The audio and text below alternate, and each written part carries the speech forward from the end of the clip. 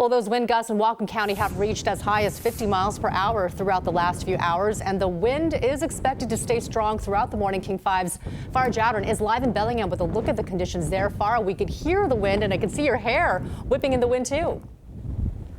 Yes, Christine, we're all about visuals, right? This is a platform where you want to see what's happening, and so I've let the hair down, and it's kind of our wind gauge right now. Take a look at the trees behind me. The grass is kind of blowing around too, and then a look at Bellingham Bay, which we're right off of. You can see the waves getting choppier from time to time, and as Rich has said, die down at some point, and that's what's happening here. Is it's coming and going. We reached about 46 miles per hour for wind gusts overnight into the early hours, and I can definitely tell you it's movable wind, so at times we've had to use sandbags for our equipment. We've been kind of pushed around while trying to stand here and get a good live picture here. So it can start to cause some problems. It might move you around, rock you around in your vehicle as you're driving today, so keep your hands steady at 10 and 2, and maybe later on, if you're heading back, you're going to see some maybe trash bins or lawn furniture from your neighbor's house in your yard as well. So just keep an eye for things blowing around and make sure that you give yourself extra time so you can be safe on your commute. But Christine, you don't need the fan or the wind machine if you want to get that,